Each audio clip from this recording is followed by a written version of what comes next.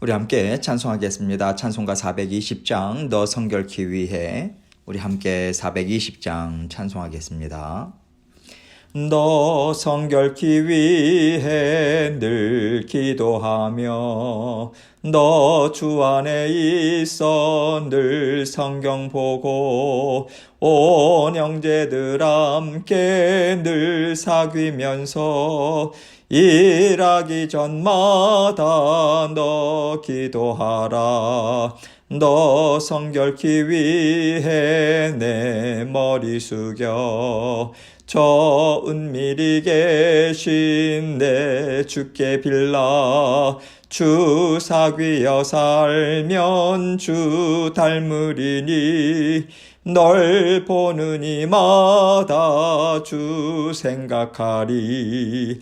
너 성결케 위해 주 따라가고 일 다급하여도 당황치 말고 참 즐거울 때나 또 슬플 때나 너 주님만 믿고 늘 따라가라. 너 성결케 위해 늘 기도하며 내 소원을 주께 다 맡기어라. 너 성령을 받아 주 섬겨 살면 저 천국에 가서 더 잘 섬기리. 아멘. 기도하겠습니다. 하나님 아버지 감사합니다. 언제나 아버지 하나님 앞에서의 성결된 삶, 아버지 하나님의 자녀로서 백성으로 아버지 구별된 삶을 이 세상 가운데서 살아갈 수 있도록 아버지 하나님 말씀의 은혜, 영육간의 강건함을 날마다 허락하여 주셔서 감사합니다. 아버지 하나님의 돌보심과 사랑하심을 끝까지 믿는 믿음으로 더욱더 견고하게 아버지 날마다의 아버지 하나님께서 맡겨주신 삶 힘있게 살아가는 저희 모두가 될 수 있도록 은총 베풀어 주옵소서. 아버지 하나님의 자녀들이 오늘도 아버지 하나님의 말씀에 귀를 기울입니다. 아버지 하나님 각자에게 들려주시는 주님의 음성 듣고 오늘도 주님과 더불어 힘있게 동행하고 승리의 삶을 살아갈 수 있도록 하나님께서 지켜보아여 주옵소서. 감사합니다. 예수님 이름으로 기도합니다. 아멘. 하나님 말씀 열왕기상 21장 20절로 26절입니다. 열왕기상 21장 20절로 26절 말씀 제가 읽습니다. 아합이 엘리야에게 이르되 내 대적자여 너가 나를 찾았느냐? 대답하되 내가 찾았노라. 너가 너 자신을 팔아 여호와 보시기에 악을 행하였으므로 여호와의 말씀이 내가 재앙을 너에게 내려 너를 쓸어버리되 너에게 속한 남자는 이스라엘 가운데에 매인자나 노인자를 다 멸할 것이요 또 너의 집이 느밧의 아들 여로보암의 집처럼 되게 하고 아이야의 아들 바아사의 집처럼 되게 하리니 이는 너가 나를 노하게 하고 이스라엘이 범죄하게 한 까닭이니라 하셨고 이세벨에게 대하여도 여호와께서 말씀하여 이르시되 개들이 이스라엘 성읍 곁에서 이세벨을 먹을지라. 아합에게 속한 자로서 성읍에서 죽은 자는 개들이 먹고 들에서 죽은 자는 공중의 새가 먹으리라 고 하셨느니라 하니 예로부터 아합과 같이 그 자신을 팔아 여호와 앞에서 악을 행한 자가 없음은 그를 그의 아내 이세벨이 충동하였음이라. 그가 여호와께서 이스라엘 자손 앞에서 쫓아내신 아모리 사람의 모든 행함같이 우상에게 복종하여 심히 가증하게 행하였더라. 아멘. 지금 아합은요, 마침내 자신의 뜻이 이루어졌다고 기뻐하면서 나봇의 포도원으로 내려간 건데 그 자리에서 선지자 엘리야를 만납니다. 다시 말해서 자신의 뜻이 이루어졌다고 기뻐하는 그때에 하나님의 심판의 메시지가 그에게 선포된 거죠. 오늘 본문을 통해서 우리는요, 하나님께서는 악한 죄를 저지른 아합과 이세벨을 어떻게 심판하시는가? 그리고 이것을 통해서 하나님께서는 우리 각자의 삶을 어떻게 보고 계시고 그렇다면 우리가 어떻게 살아야 할까?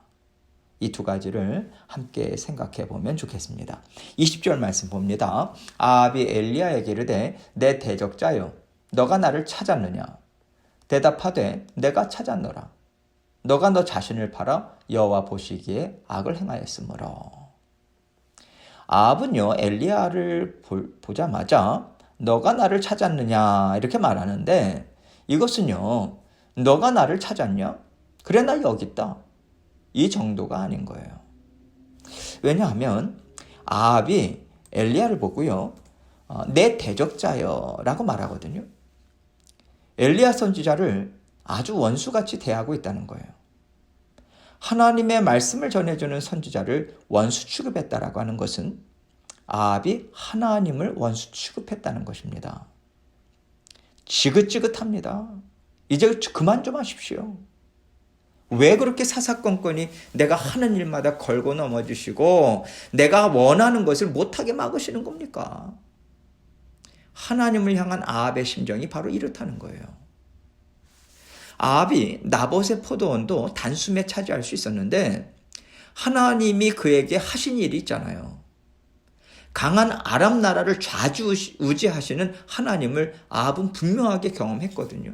그러니까 두려워서 마음대로 행동에 옮기지 못한 것뿐이지 이미 아합의 마음속에는 하나님에 대한 불만이 끓어오르고 있었다라고 하는 것을 그대로 드러내는 말인 것입니다.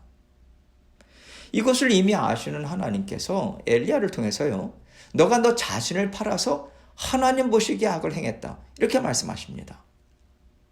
너는 죄에 팔린 자가 됐다. 죄에게 너가 아주 잡아먹혔다.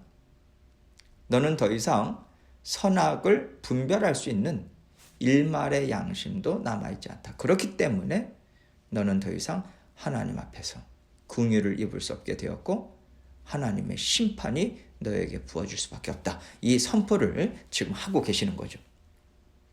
21절입니다. 여호와의 말씀이 내가 재앙을 너에게 내려 너를 쓸어버리되 너에게 속한 남자는 이스라엘 가운데에 매인자나 노인자를 다 멸할 것이요. 아합의 자손을요 다 멸하시겠다는 거예요. 아주 씨를 말려버리겠다. 이 말씀인 거죠. 22절입니다.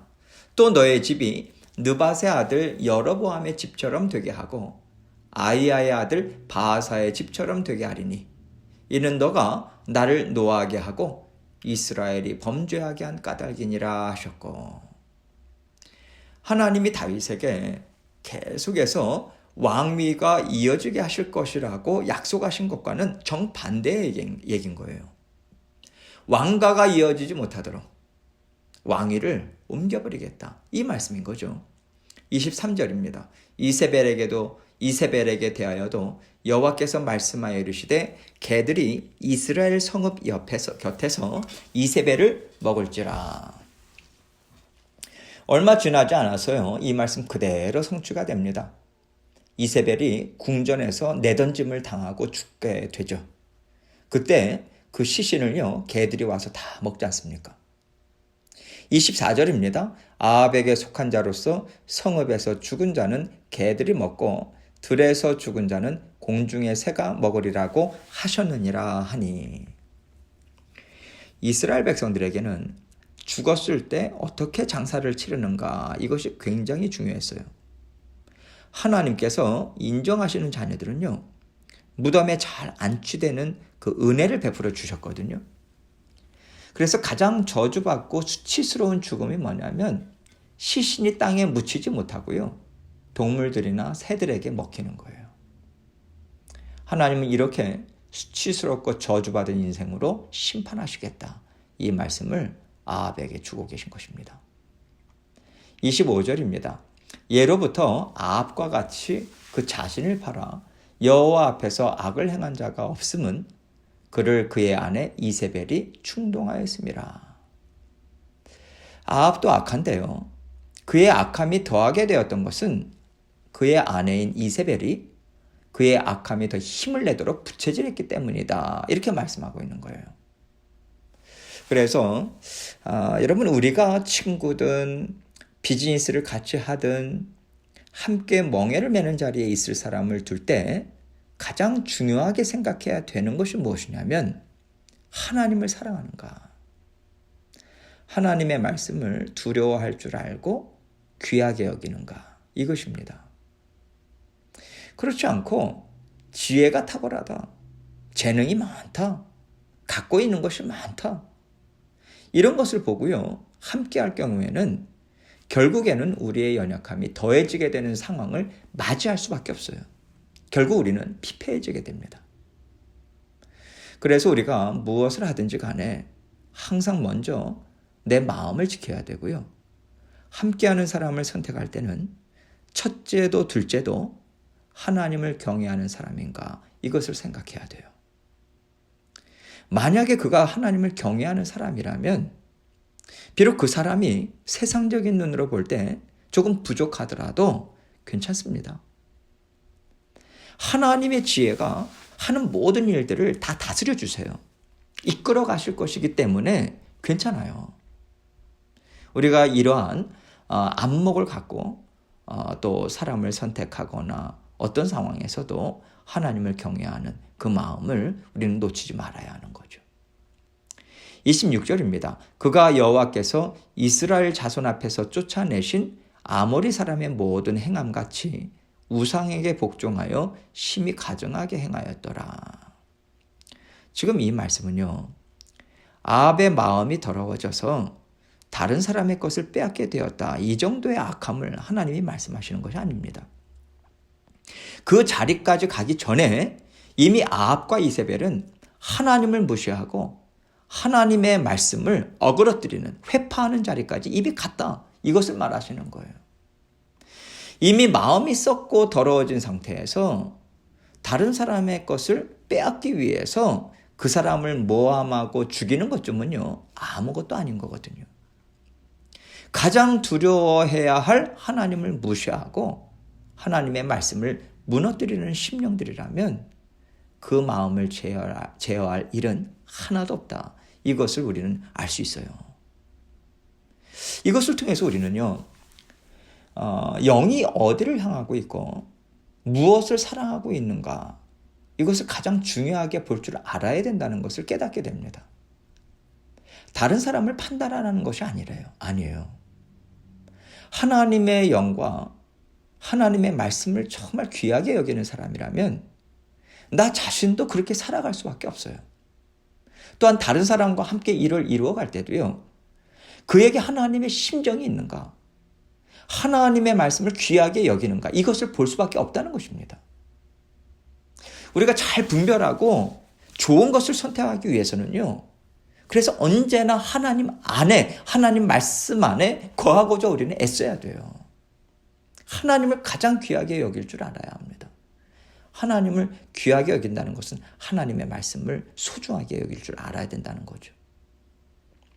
내가 하나님을 믿고 의지하는가, 그렇지 못하는가, 여러분 이것에 따라서 하나님의 지혜가 나에게 있는가 없는가, 이것이 결판나는 것이지, 우리 마음은 하나님과 그저 그냥 대면하면서 살아가는데 하나님 지혜를 주십시오, 분별할 수 있게 해주십시오, 어떤 것이 안전하고 어떤 것이 좋겠습니까? 여러분 이렇게 묻는다고 우리가 하나님의 지혜를 받아 누릴 수 있는 게 아니에요. 하나님의 지혜는요, 내 마음의 상태가 하나님과 맞아야 돼요. 하나님 마음에 합해야 돼요. 함께하고자 애써야 돼요. 그럴 때 그 지혜가 흘러 들어옵니다. 그래야만 흘러 들어올 때 우리는 받아 누릴 수 있는 거거든요. 이것을 생각해서 항상 우리 마음을 지켜야 돼요. 다른 사람을 보기보다 먼저 나 자신을 먼저 점검하는 것이 우리에게 필요합니다. 하나님이 원하시는 삶을 살아가는 데 가장 필요한 것은 다른 게 아니에요. 하나님을 경외하고요, 하나님을 믿고 의지하는 것입니다. 이런 면에서 볼 때 아합과 이세벨의 공통점은요, 하나님을 귀하게 여기지 않아요. 하나님을 귀하게 여기지 않는 사람은 그 어떤 것보다도 자신의 원함을 가장 중요하게 여깁니다. 여러분 사탄이요, 자신의 원함을 채우기 위해서 하나님을 대적하여 일어난 존재 아닙니까? 거기에서부터 악이 생겨났잖아요. 그래서 하나님을 귀하게 여기지 않는 것은 그만큼 내 원함, 나 자신을 중요하게 여긴다는 거예요. 이런 맥락에서 아합과 이세벨의 공통점은요, 자기를 사랑했다는 것이고요. 지금 우리가 살아가는 세상은 우리가 그렇게 살도록 계속해서 우리를 충동질합니다. 어떻게 충동질합니까? 너는 참 존귀한 사람이야. 너는 세상의 어떤 것보다도 가장 중요해. 그러니까 너가 원하는 건 마음대로 펼쳐. 마음껏 이루면서 살아. 너는 세상에서 얼마든지 그렇게 살아갈 수 있는 존재야. 이렇게 계속 부추기고 있는 거예요. 한마디로 말하자면요, 하나님이 세상을 창조하셨고 사람을 창조하셨고 하나님이 말씀으로 세상을 창조하셨다라고 하는 생각에서 벗어나라, 그거예요. 그 속박에서 벗어나야 너의 원함을 마음껏 펼칠 수 있고 너가 기쁨을 누리면서 살아갈 수 있어. 이 죄성을 세상은 계속해서 우리에게 불어넣어주고 있습니다. 오늘날의 세상은요, 이 일에 모든 힘을 다 쏟아붓고 있어요. 그래서 우리가 세상의 말을 듣고 살면요, 내 안에 있는 죄성이 내 자아가 힘을 얻어서 하나님의 말씀이 들릴 때마다 내 심령이 막 부대껴요. 나는 하나님의 말씀대로 살고 싶지 않아. 내가 왜 그렇게 살아야 될까? 하나님이 말씀하신 대로 꼭 해야지만 내가 행복할까? 이번 한 번만이라도 내가 원하는 대로 하고 싶어. 이렇게 우리가 하나님의 말씀에서 벗어나려고 발버둥치게 만드는 것이 이 세상의 문화고요, 이 세상의 철학이에요. 이것을 우리가 날마다 듣고 있습니다.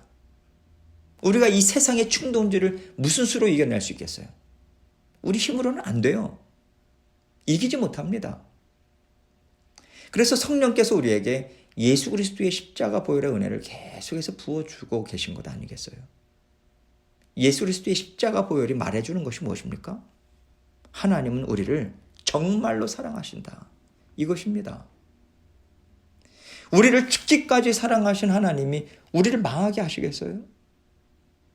그래서 우리가 예수 그리스도의 십자가 보혈을 생각한다라는 것, 십자가 보혈을 믿는다라는 것은요, 바로 그 죽기까지 사랑하신 하나님의 사랑을 믿는 것이 되어야 하는 것입니다. 하나님이 우리를 사랑하세요. 죽기까지 사랑하십니다. 결코 우리를 나쁘게 하지 않아요. 그 사랑을 믿고 하나님의 말씀에 순종하고 말씀을 기쁨으로 받아들인다면 우리는 얼마든지 더 큰 만족과 더 큰 기쁨을 누리면서 살아갈 수 있어요. 하나님께서 오늘 말씀을 통해서 너희는 아합과 이세벨처럼 죄의 충동질을 당하지 말아라. 언제나 하나님의 말씀 안에서 가장 안전한 곳에 머물라, 이 말씀을 주고 계신다고 생각합니다. 오늘도 온전히 하나님의 사랑을 믿는 믿음으로 주님 안에서 승리하시는 저와 여러분이 되시기를 주님의 이름으로 축원합니다. 함께 기도합니다. 말씀을 함께 생각하면서 정말 우리는 하나님을 먼저 존중하는가? 정말 하나님의 말씀을 소중하게 생각하는가? 마음에 담고자 하는가? 먼저 이것을 점검하시고 또 하나님 앞에 우리가 아랠 기도 제목들 가지고 주님 앞에 나아가도록 하겠습니다. 기도하시겠습니다.